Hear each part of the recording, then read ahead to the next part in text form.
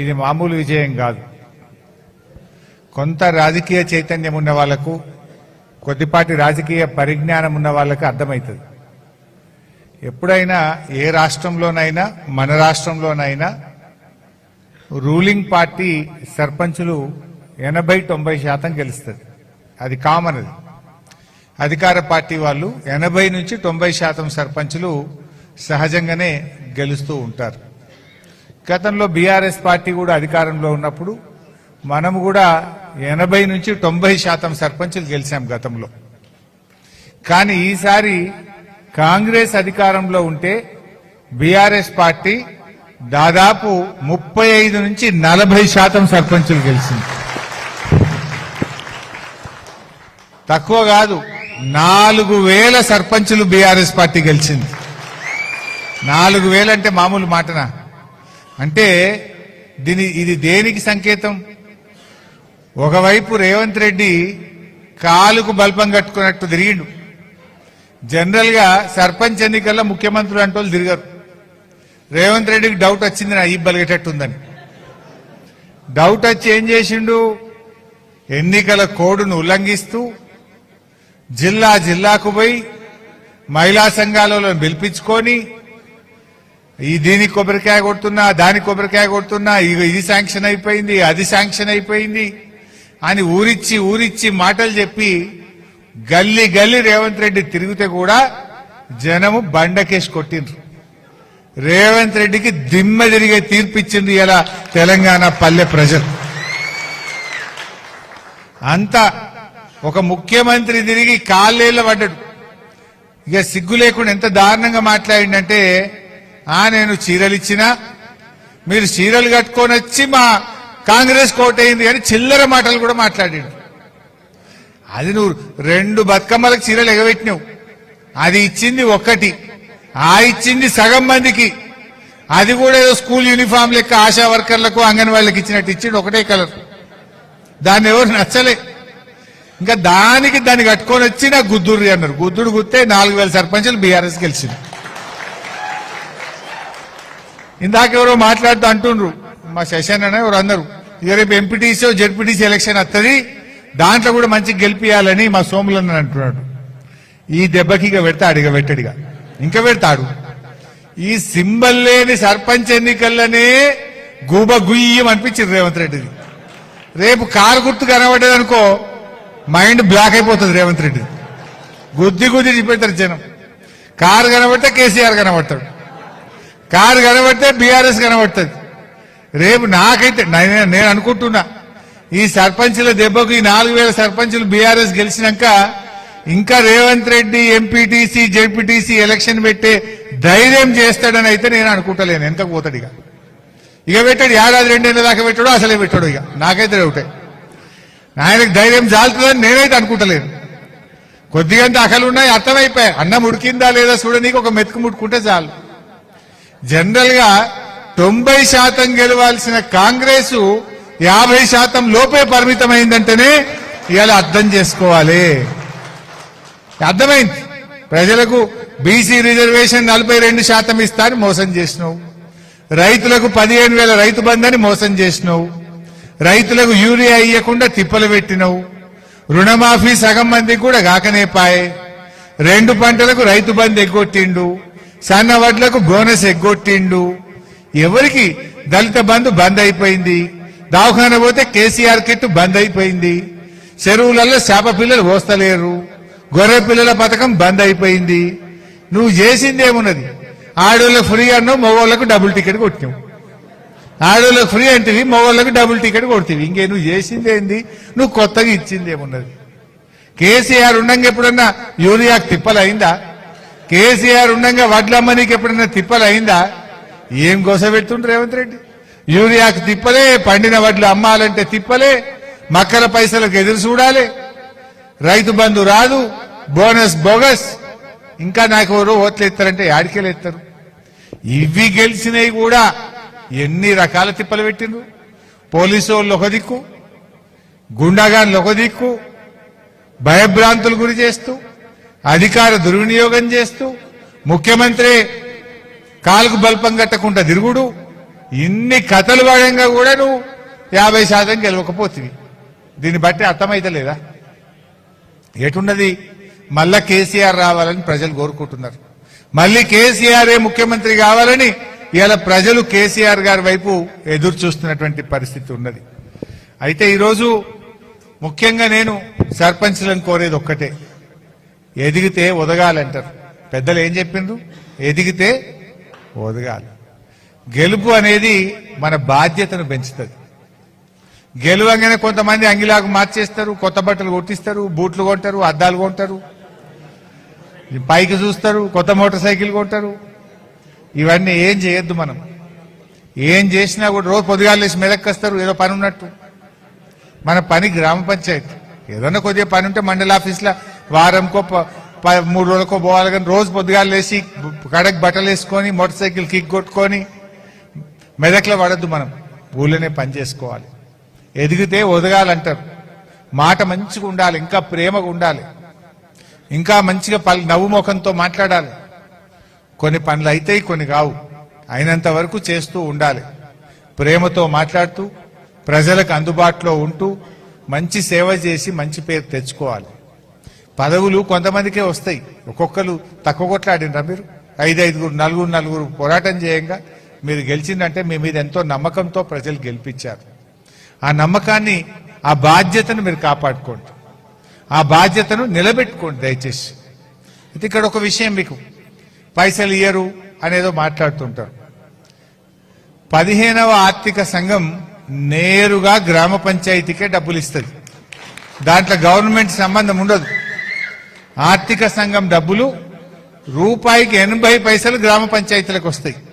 15 పైసలు మండల పరిషత్కు పోతుంది, 5 పైసలు జిల్లా పరిషత్కు పోతుంది. అంటే మెజారిటీ సింహభాగం 80% నిధులు ఢిల్లీ టు గల్లీ డైరెక్ట్ గ్రామ పంచాయతీలు మీ దగ్గరనే పడతాయి.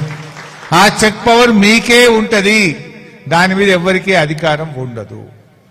అదేవిధంగా ఈజీఎస్ లో మీకే అధికారం ఉంటది, దానికి ఎవరికి ఉండదు. అందువల్ల మీకు ట్రైనింగ్ కూడా పెట్టిస్తా. జిల్లా వైజ్ మన మెదక్ జిల్లాలో కొత్త గెలిచిన సర్పంచ్లకు నర్సాపూర్ వాళ్ళు, మెదకోళ్ళు, మన జోగిపేట అందోలోళ్ళు, మన గజ్వేలోళ్ళు కూడా ఉంటారు కదా, మనకు మనోహరాబాద్ తూప్రాన్. ఓ రోజు కూర్చుందాం మనం.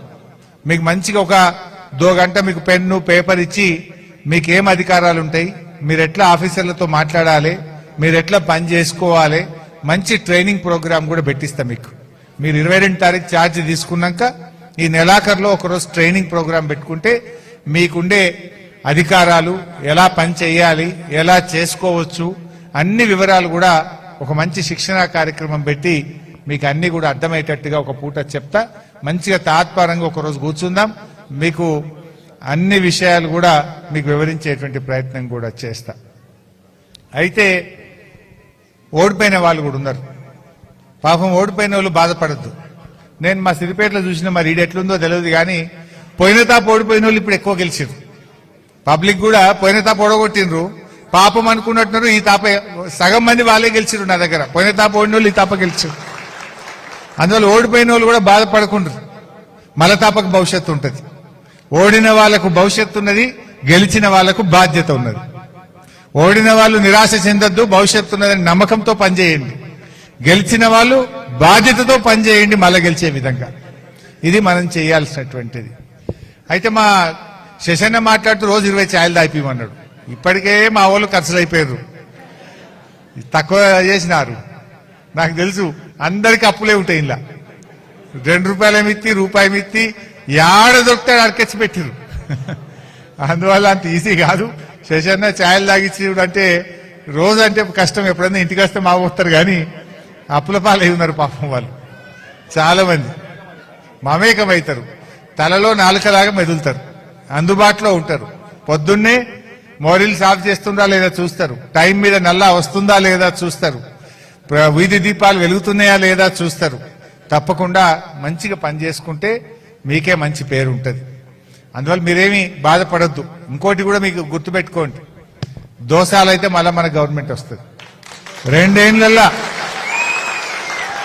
మెదక్ మీద 2 ఏళ్లలో ఎన్నికల్లో మెదక్ మీద ఎగిరే జెండా గులాబీ జెండా, హైదరాబాద్ లో సెక్రటరియట్ మీద ఎగిరే జెండా కూడా గులాబీ జెండా. మళ్ళా కేసీఆర్ సార్ ముఖ్యమంత్రి అవుతాడు, మీ అందరికీ కూడా మంచి రోజులు ఉంటాయి. ఏం భయపడాల్సిన అవసరం లేదు. చక్కగా పనిచేయండి. దోసాల తర్వాత మన గవర్నమెంట్ రాగానే మెదక్లో బీఆర్ఎస్ ఎమ్మెల్యే ఉంటారు, నేనుంటా, మన కేసీఆర్ ఉంటాడు. మీకు ఏం పనులు ఏమన్నా మిగిలిపోతే కూడా నేను చేసి పెడతా. ఎవరు అధైర్యపడకండి, ఉన్నకాడికి దండలాడుండ్రి, చెయ్యండ్రి. నిధులు ఎట్లా రాబట్టాలనో నేను చెప్తా, మీకు ట్రైనింగ్ ఇస్తా. ఏ రకంగా సాధించాలనో మీకు ట్రైనింగ్ ఇస్తా. మళ్ళా 2 ఏళ్ళు అయితే బీఆర్ఎస్ వస్తుంది, కేసీఆర్ సార్ వస్తాడు. ఇంకేమన్నా మీరు మాట ఇచ్చినవి ఉంటే అవతల 3 ఏళ్ళు ఉంటుంది, మీకు మొత్తం 5 ఏళ్ళు కదా, 3 సార్లు ఉంటుంది అవతల. మీకు చూసుకుందాం అప్పుడుగా. ఇంకేమైనా మిగిలిపోయినాయి ఉంటే అప్పుడు నేను చేపిస్తా. మీకు మీరేం బాధపడాల్సిన అవసరం లేదు. ఇక అదే విధంగా కొత్తగా కూడా ఎవరిని తీసుకోవద్దు, మా ఓడిపోయిన వాళ్ళని కూడా కాపాడుకోవాలని అన్నారట. ఈ బీఆర్ఎస్ వచ్చినాక కూడా మీరే మాకు సర్పంచులు, మీ చేతి మీదకి వెళ్ళే గ్రామాలు నడుపుతాం, మీ గౌరవాన్ని కూడా తప్పకుండా కాపాడుకుంటాం. మీరెవరు కూడా అధైర్యపడొద్దని చెప్పి కూడా నేను ఈ సందర్భంగా తెలియజేస్తా ఉన్నా.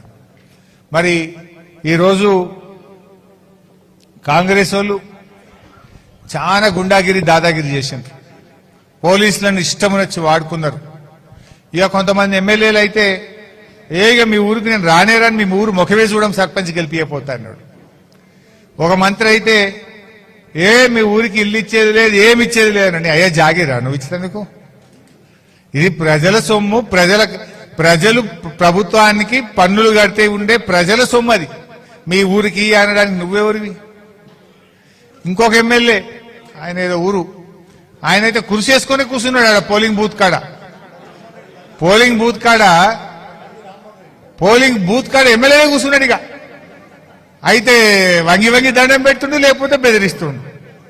నేను అడుగుతున్నా ఎమ్మెల్యేను, ఇప్పుడు సర్పంచ్ ఎలక్షన్లప్పుడు వచ్చి కుర్చీ వేసుకొని కూర్చుంటున్నారు, మరి యూరియా దొరకనప్పుడు కోఆపరేటివ్ పిఎస్సిఎస్ ఆఫీస్ కాడ కుర్చీ వేసుకొని కూర్చుంటే ఇప్పుడు ఓట్లు లేకపోదురా?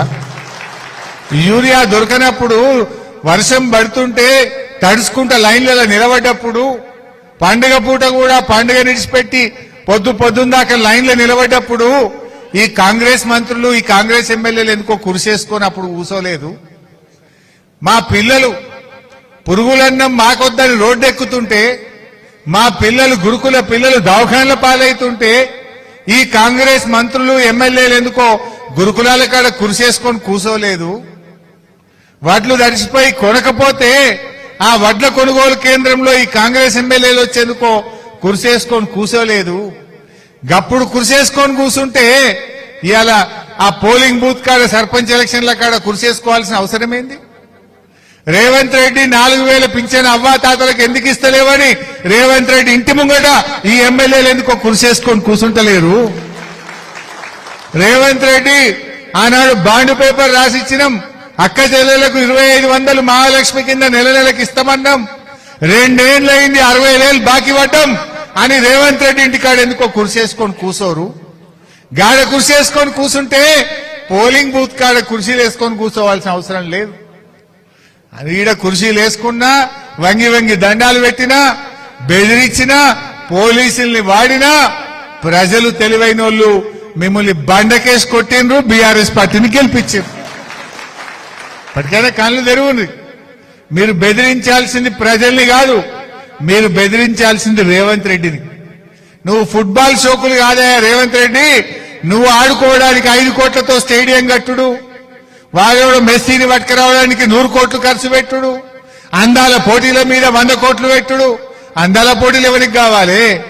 నువ్వు నీ మన్మడు ఫుట్బాల్ ఆడే షోకులు ఎవరికి కావాలి? ప్రజలకు, పిల్లలకింత కడుపు నిండి అన్నం పెట్టు, చెప్పిన ప్రకారంగా బోనస్ పైసలు ఇయ్యి, ఇచ్చిన మాట ప్రకారంగా అవ్వా తాతలకు 4,000 పింఛన్ ఇయ్యి, ఇచ్చిన మాట ప్రకారంగా అక్క చెల్లెలకు 2,500 ఇయ్యి. అవి విడిచిపెట్టిండు, అందాల పోటీలు పెడతా, వాళ్ళని చూసుకుంటా మురుస్తా. అవి విడిచిపెట్టిండు, నేను నా మన్మడు ఫుట్బాల్ ఆడతా, మీరు నన్ను చూసి మురుగుండ్రి. నువ్వు ఫుట్బాల్ ఆడితే ఎందుకు గంగల పడితే మాకింది? నువ్వు బాండ్ పేపర్ మీద రాసిచ్చింది మాకు ఇస్తావా ఇయ్యవా అని మేము అడుగుతున్నాం. దాని సంగతి చెప్పాలి రేవంత్ రెడ్డి, అవునా కాదా? దానికోసం మేము కొట్లాడతాం, బరాబర్ గట్టి కొట్లాడతాం. అరే ఇప్పుడు గణపురం నీళ్లు ఇత్తడా ఇయ్యడా ఇదివరకు చెప్తలేడు. పాపం పాపనపేట్ల బోర్ల మీద బోర్లు గుర్తురు, బీఆర్ఎస్ ఉండగా ఎప్పుడన్నా నీళ్ల కోసం ఎదురు చూసిండ్రా? బోరు బండి వచ్చిందా ఎప్పుడైతే పాపన్నపేటకో అవేలి గన్పూర్కో మెదక్ రూరల్ మండలం మొఖాన బోరు బండి వచ్చినాదే? మీరు అసలు జీబు గట్టు లేదు, హైదరాబాద్ వచ్చుడు లేదు. కేసీఆర్ ఉన్నాడు బరాబర్ యాసంగి పంటకు మీకు నీళ్లు వచ్చినాయా లేవా ఆ రోజు? మరి ఇవాళ ఏమైంది? ఇంతకాలం అయితే కూడా యాసంగికి నీళ్ళు ఇస్తారా ఇయ్యారా? ఎవడు చెప్పాడు? చెప్పుకుందామంటే దిక్కు లేదు, అడిగేటోళ్ళు లేకుండా అయిపోయింది. మరి మనం కదా పోరాటం చేయాల్సింది. బీఆర్ఎస్ కదా 10 ఏళ్ళు నీళ్లు ఇచ్చింది. గణపురం ఆనకట్టును బీఆర్ఎస్ కదా ఆధునీకరించింది. చెక్ డ్యాములు కట్టి మంజీర మీద హల్దీ మీద బంగారమూల పంటలు వెంటనే చేసింది బీఆర్ఎస్ కదా. ఎవరు చేసిండ్రు? కాంగ్రెస్ వాడు ఎప్పుడైనా కట్టిండా? దయచేసి మీరు ఆలోచన చేయండి. ఎలా కరెంటు కూడా మున్పటి లెక్క వస్తలేదు. 13-14 గంటల కరెంటు వస్తలేదు. బాయిల కాడ రాత్రిపూట కరెంటే ఉండలేదు. మళ్ళీ చాలా ఇబ్బందులు వస్తా ఉన్నాయి రైతుల కోసం. పోరాడదాం, గట్టిగా పోరాడదాం, రైతుల పక్షాన నిలబడదాం. 6 గ్యారంటీల అమలు కోసం కూడా ప్రభుత్వం మీద పోరాడదాం, ప్రజల పక్షాన నిలబడదాం. మీరు మంచిగా సర్పంచ్గా గెలిచిన మీరందరూ కూడా బాగా పనిచేయండి. ప్రజలతో మమేకమై మన ప్రభుత్వాన్ని ప్రశ్నిస్తూ మన బీఆర్ఎస్ పార్టీని మనం చక్కగా మరి బలోపేతం చేసుకోవాలి. ఎందుకంటే ఎప్పుడు ఎన్నికలు వచ్చినా నాకు తెలిసి ఇప్పుడు అర్థమైంది మెదక్ ప్రజలకు కూడా. మెదక్ ప్రజలు ఏం కోల్పోయినరో ప్రజలు గ్రహించిండ్రు. రాష్ట్రంలో ప్రజలు గ్రహించిండ్రు. రాష్ట్రంలో కూడా కేసీఆర్ కావాలని చూస్తుండ్రు. మెదక్ లో కూడా మా బీఆర్ఎస్, మా గులాబీ జెండా కావాలని ప్రజలు ఎదురు చూస్తున్నటువంటి పరిస్థితి. ఎవరు ఎక్కడైనా ఇబ్బంది పెడితే మా సర్పంచ్ గారినో, మా ఉప సర్పంచ్ గారినో, మా వార్డు మెంబర్నో ఇబ్బంది పెడితే మన నాయకులకు చెప్పండి. అంత కాదంటే నాకు ఒక మెసేజ్ పెట్టండి, నేను డైరెక్ట్ గా మీకు అండగా ఉంటా. ఎవరి తెరువు వచ్చినా బీఆర్ఎస్ పార్టీ ఊరుకోదు. మన లీగల్ సెల్ ఉంటుంది, మేమందరం కూడా మీకు అండగా ఉంటాం. అర్ధరాత్రి అపరాత్రి ఏ సర్పంచ్ గారికి, ఏ బీఆర్ఎస్ కార్యకర్తకు ఎవరికి కష్టం వచ్చినా మేమందరం కూడా అండగా ఉంటాం. ధైర్యంగా ఉండండి. ఎవడన్నా మీ ఊళ్ళో జాదా హుషారు చేసినా, మీ మండలంలో, మీ నియోజకవర్గంలో మిమ్మల్ని తిప్పలు పెట్టే రాసి పెట్టుకోండి. 2 ఏళ్ల తర్వాత వచ్చేది మనమే, వడ్డీతో సహా వానికి చెల్లిద్దాం. ఎవరిని ఇడిచిపెట్టేది లేదు. పోయిన 10 ఏళ్ళు ఊకున్నాం. ఎంతసేపు పని పని పని పని పని మీద పడ్డాం మనం. కానీ ఈ తాప పని చేస్తాం, ఎవడెవడైతే మనం తిప్పలు పెట్టిండో వాని పని కూడా చేస్తాం. ప్రజలకు పని చేస్తాం, తిప్పలు పెట్టిన పని కూడా చేద్దాం. ఇక 2 పనులు చేద్దాం. ఈ తాప పోయిన తాప ప్రజల పని ఒక్కటే చూసినాం. ఎందుకంటే మనని ఇంత ఇబ్బంది పెడుతున్నారు. నాకు పాపం ఎన్ని ఫోన్లు వచ్చినాయో పాపన్న పెట్టుకెళ్ళి ఆ ఎస్ఐ తీసుకుపోయి ఏమనుకుంటుండో గల్ల పట్టుకొని మనం తీసుకుపోయి లోపల కూర్చున్న పెడుతుండట. మనల్ని కొడబాకలో మన కార్యకర్తల్ని బాగా ఇబ్బంది పెట్టిందని నాకు మొన్న మనవులు కలిసినప్పుడు చెప్తున్నారు. ఇట్లా చాలా ఊర్లలో నాకు ఫోన్లు వచ్చినాయి. ఆఫీసర్లు కానీ వాళ్ళు కూడా గుర్తుపెట్టుకోవాలి, పోలీస్ అధికారులు.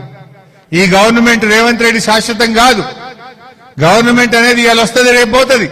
అధికారులు మీరు శాశ్వతంగా ఉండాలి, చట్టబద్ధంగా పనిచేయాలి, న్యాయబద్ధంగా నిలబడాలి. కానీ రేపు తేడా వస్తే మా గవర్నమెంట్ వచ్చినాక మీ సంగతి కూడా తేలుస్తామని చెప్పి కూడా నేను హెచ్చరిస్తా ఉన్నా. అందువల్ల మీరు ఎక్కడ భయపడాల్సిన అవసరం లేదు. సర్పంచులుగా మీకు పూర్తి అధికారాలు ఉంటాయి. మీరు మండల అధికారులైనా, మండల స్థాయిలో, జిల్లా స్థాయిలో ఏ అధికారులనైనా నిక్కచ్చిగా నిలదీయండి, మీ హక్కుల కోసం అడగండి. తేడా వస్తే మా దృష్టికి తీసుకురండి, మేం వాళ్ళను ఆ అధికారులు అంతు చూస్తాం, వారి సంగతి తెలుస్తామని చెప్పి కూడా మనం చేస్తా ఉన్నా. సో అందువల్ల ఎక్కడ మనకు ఇబ్బందులు ఉండవు. భవిష్యత్తు మనదే. మళ్ళీ వచ్చేది బీఆర్ఎస్ గవర్నమెంటే. మంచిగా పనిచేయండి, ప్రజలతో మమేకంగండి, ధైర్యంగా ముందుకు సాగండి. మీకు మంచి ట్రైనింగ్ కూడా పెట్టి మీ అందరికి పుస్తకాలు, మీ హక్కుల గురించి, మీ విధుల గురించి కూడా నేను తెలియజేస్తా. మంచి ట్రైనింగ్ ప్రోగ్రాం పెట్టుకుందాం జిల్లా మొత్తం ఒక్కరోజు గెలిచిన సర్పంచులతో. మీరు ఎట్లా మాట్లాడాలి, ఎట్లా పనిచేయాలి, ఏం పనులు చేయాలి, మీకు ఏం అధికారాలు ఉంటాయి, ఆఫీసర్లతో ఎట్లా మాట్లాడాలి, అన్ని కూడా మీకు అర్థమయ్యేటట్టు ఒక పూట చెప్తా. మంచిగా మాట్లాడుకుందాం. సో ఇవాళ మెదక్లో చాలా బాగా గెలిచినారు. ముఖ్యంగా మా హవేలి గన్పూర్ మండలం కానీ, మా చిన్నశంకరంపేట అద్భుతమైన ఫలితాలు సాధించారు. పాపన్నపేటలో కూడా కొద్దిగా పోయినట్టున్నాయి. 10 ఓట్లు, 20 ఓట్లు, 5 ఓట్లతోని దగ్గరకు వచ్చి మా వాళ్ళు కొన్ని మిస్ అయిపోయింది. అట్లా కొన్ని టాస్క్లు కూడా ఓడిపోయినాం మనం కొన్ని కొంత దగ్గరికి వచ్చి కూడా కొంతమంది మిస్ అయిపోయినారు. రామాయణపేటలో కానీ మన నిజాంపేటలో కానీ చాలా బాగా మంచిగా చక్కగా మన కార్యకర్తలు మన నాయకులు కలిసిమెలిసి పనిచేసిండ్రు. సో ఇదే ఉత్సాహాన్ని ఇదే స్ఫూర్తిని కొనసాగించండి. తప్పకుండా భవిష్యత్తు మనదే. మీ గౌరవాన్ని కాపాడతా, మీ యొక్క ప్రేమను నేను నిలబెడతా. మీరెంతైతే కష్టపడి